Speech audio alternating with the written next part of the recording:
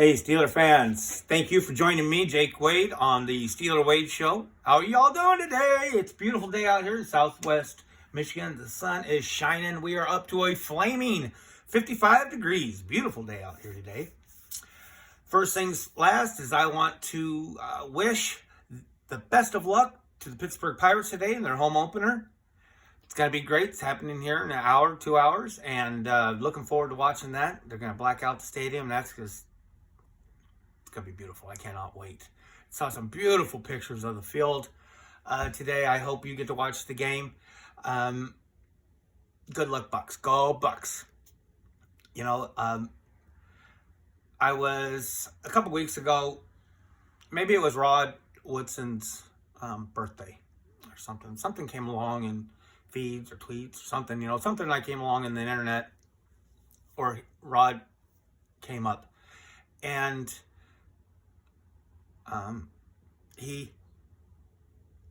they were showing one of his punt returns, and he was just, I don't know how he slipped through guys with shoulder pads this big. I don't know how he did it, but they were like this big, like that, and but he did. He was something, I remember Rod Woodson as far as like my second heartbreak, as far as growing up as a kid. I remember my first one was losing Tony Pena, in a trade, and realizing that my heroes weren't going to stay there forever when we received Andy Van Slyke. But Rod Woodson was my first one, I think, with football. When he left, it was hard for me to understand. I guess that was my, crack the cherry mental as far as growing up and understanding things as a boy. And what it did was it made me wonder about, I don't really ever see cornerbacks or defensive backs being used in the return game. And it just kind of made me curious why, or, it just started the wheels spinning and things like that. I tried looking up some stuff, and I couldn't really come up with anything that kept me interested. So I started thinking about the return game more, and then I started thinking about our return game. Now, I've stated before how much I want a new punter. No disrespect to Presley, but I want a new punter, okay? I want a new punter. And now here's some goofy numbers for you. Goofy as a wooden watch numbers. I believe, and I've said before, that if our punting game would have been better, I think we would have probably won, how about this number? 1.5 more games last year. Take that for whatever you want. But I do believe that's true. Now, our punting game wasn't terrible. It was in the 23, 22, somewhere in that range-ish of the league. Our return game might have been a hair better than that. I don't think it was in the middle. But I've always, talked about if we just could get it more in the middle, what else could have happened? But although our return game wasn't as bad, and I'm not saying it's god awful, but it wasn't as bad. If that was to slightly improve, like say if it was to improve half again as much as our punting game could possibly with a good punter, maybe we would have won another half a game. So we might have won 2 other games last year. That's playoffs. When you get in playoffs, I'm not a big believer in the whole one and done argument. You get in the playoffs, you have a shot. It's not a round ball. It bounces funny. And so I wanted to start looking up, well, what's out there? Who's going to be out there? I'd already done some research on receivers, and when I was picking what receivers, like top quality receivers, maybe not the ones that we can't get or the ones I'm not seeing us get, but I did a podcast on Marvin Mims. He's my wide receiver of this class that I would like to see. And a good portion, not a good, but a decent portion of my energy towards wanting him is that I believe he has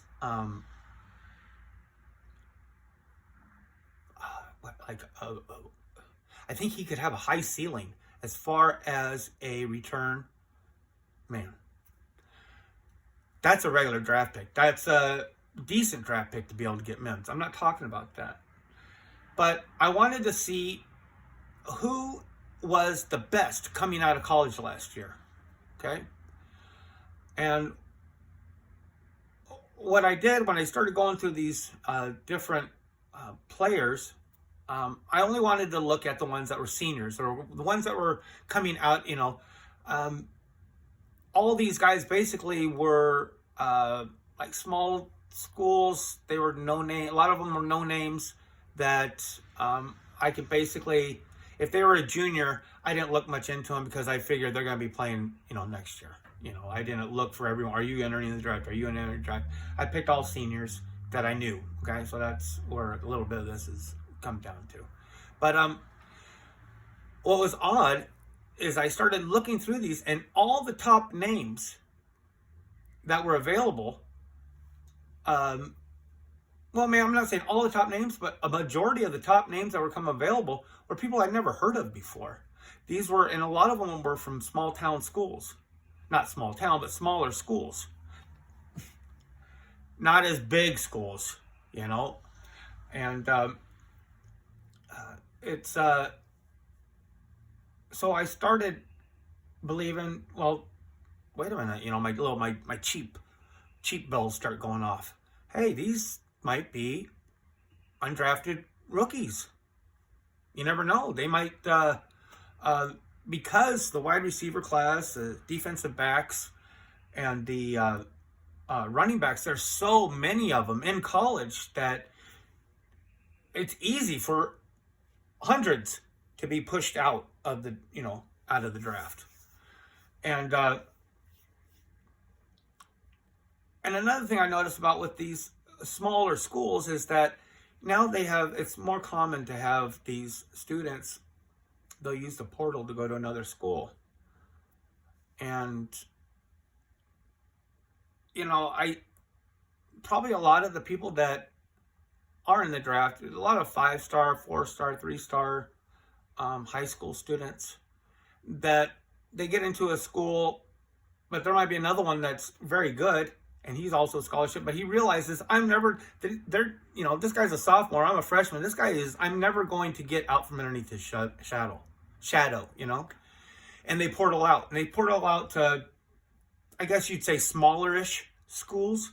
To me, like the one granddaddy of this thought train is Cincinnati. That was the school where it seemed like players that knew they didn't have a chance. That's the one I always recognize as being the first or biggest, where I started noticing, like, wow, this guy is a player, but they went to Cincinnati because they could play. Well, this also happens with students that are just not quite that good,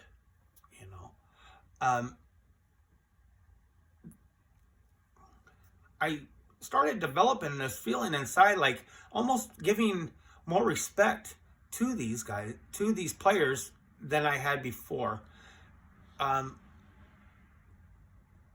Like they might not have those physical dimensions, and traits and lengths and things like that when they're, they might just not have them, And as with when you're drafting in the NFL draft, a lot of times that's what teams will draft on, is what they can build upon, because they just want this body type.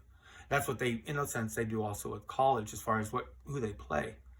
These smaller schools, because they still want to get good quality play, they'll take somebody that doesn't have, they'll look beyond if you can play, And so I'm starting to get a little bit more respect for these players that do portal, and also for even more so now with the schools that are smaller.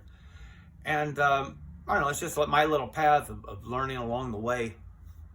What I wanted to do, or what I did do, is I narrowed it down to 3, and the 3 that I picked, I wanted to do it in 3 different positions. Okay, I picked a cornerback, defensive back, and I picked a wide receiver, and a running back. What was funny to me, as far as my list and where I prioritize these players, the one that is the overall best probably has the least impressive stuff on the field outside of special teams. Okay. The one that's third probably has the most impressive skills out on the field outside of special teams. All three of these players could be, they might be excellent on our special teams as far as the defense going and attacking. Like what we've seen with Boykin, Snell, And I wanted to, I'm going to put on my other spectacles here. My other ones.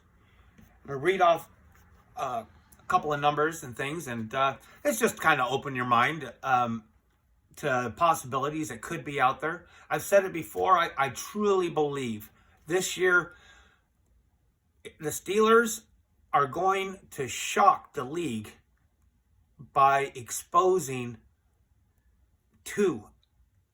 I know, I'm just about positive. I might be three, but I'm about positive. They're going to discover two undrafted rookies this year that are going to make a difference. I don't know where they're going to come, what position they're going to come out. Obviously, I'm talking on my rear end anyway, So I don't know what side of the ball they're going to be on. I don't know if they're going to be special teams, but that's what I'm talking about today. Could it be on special teams? So the overall number one is a man named Garror. And now a lot of his stuff is not impressive. He's a cornerback. He's 5'9", 178 pounds.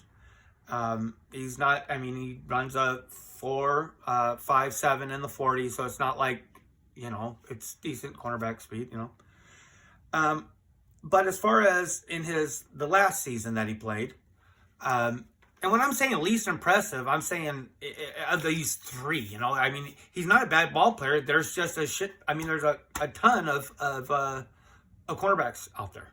What do they have? 5 on every team? It's so in his last 12 game, last year he played 12 games, 6 pass breakups, and he had 2 interceptions, so he knows where the ball is. And when he was targeted as a defender, the quarterbacks only had a 71.4 quarterback rating. So he's not a slouch out there, okay? And you never know. Look at the environment and the room that he'd be raised in, right? Plus, if he's doing good on returning, he's already going to, get the slaps on the backs and the attaboys from everybody. Everybody will want better and better from him. My second pick, now, here's one of those portal guys. He started off in Iowa State, and then he, and I don't remember who the running back is from Iowa State that he would have been behind, would have made him move, but this running back is from Arkansas State University. Now, I'm going to tell you, this cat's got to have one of the most Arkansas State University name handles. Jonnie Lang Jr. I already like it. Johnny Lang Jr. He just, and, he has regular dimensions. He's 5'9". He's 180 pounds. I think he ranked either 15th or 19th. I should have wrote that down, but I think it's 15th or 19th in the nation. Pretty fire. 138 in all-purpose yards. 135.8 all-purpose yards average per game. That's impressive. He led the country with kick returns. My first, Garror, he's overall the best. This is for, he led the country in the kick return game with 973 yards in kick returns last year. It's a lot. Now, I don't know what the Paul Hornung Award honor roll is, but he received it. More impressively, he was only the third player in all of Sun Belt Conference history to ever score a return touchdown, a rushing touchdown, and a receiving touchdown. It's pretty impressive. Pretty impressive versatility. He was named Special Teams Player of the Week that week. So he's also going to be undrafted. Now, maybe at this point, Snell is not signed at this point. I don't see any reason why he wouldn't be signed. When he was drafted, I was just like 100% on Snell train. I could not wait to be like, Snell you later. I wanted to hop on it and be dumb and all this other, And I guess I don't think I really realized how bad our line was 3 years ago and 2 years ago. But it was pretty disappointing, man, watching Snell run. I mean, you'd wish the best, and it was just like nothing. Next game, just over and over. Nothing would ever happen when he ran the ball. I mean, ever, and it was just like hard to keep on loving on the guy, until you watch special teams, and then he's just like a beast. I don't know if it's because of his skills as a running back, to shed blocks. I don't know. But the man he is a beast on our special teams, and it's always him, Boykin, or Watt down there, and, but, we don't know what's going to happen. McFarland, I don't know, I don't know. I can't really say anything bad. I'm just saying. Maybe he could be a fourth running back or something like that. If he was somebody that's really good on kick returns, same situation, he could really just benefit from being around our organization, So that was, and he is probably the second best as far as his outside play. He's a very good athlete. He's just not in the top 100 running backs. I think he was like 77, to be honest. He was in the top 100, but that's about all you can say. Now, the one out of these three that I like the most, I would have to say, is a wide receiver. I'll go right back to the wide receiver thing I was arguing against. His name is Malik Knowles.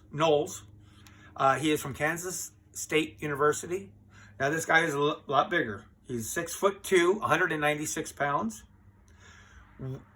Outside of his kick and punt return capabilities, which are very impressive. When I'm saying he's my third as far as quality with the kick and punt return, he is still one of the best in the nation. Okay, he is the best wide receiver that I found available. So, but he happens to be the third best quality as far as these three. The thing I like the most about him is that over his career at Kansas State, his overall quarterback rating was over 100. It was 103 quarterback rating when targeted. And his Steelers are always, the whole big talk right now is slot receiver. That's all we want, And I think that when we do that, this is going to be a higher draft pick or whatever. So this cat I can't sell you on slot position because his skill set, I guess, would be the deep ball and the mid-range 10 to 20 yard, which I feel is one of the most important improvements that we need to make next year as a team. He has decent technique as a blocker, but his effort to try to become a good blocker is even better than that. He's a player. He really gets in there and he wants to, I know, why are you talking about blocking? Okay, I'm sorry. I like it when wide receivers block. If you can block, I like you. I like you a little bit more than if you can't, okay? That's just me. That's what I look for in a wide receiver when you're going to play for the Pittsburgh Steelers. In his last year, I'm going to wrap this up. In his last year, he played 13 games. 47 catches with 15-yard average per carry. That's impressive. And the final year was almost 100. His quarterback rating when targeted was 98.2. So he has decent hands. He puts himself in a good position. And he's another one that might be one of these diamonds out there that I just have so much faith right now in our scouting system. I just really think we're going to be hitting it this next year. And I hope you have the same confidence too. And I really want everybody to know how much it means to me that you've stopped and watched the show. I hope you enjoyed it. I hope I didn't mumble or too much. I got two big old white things on my glasses right here, But from the sun reflecting.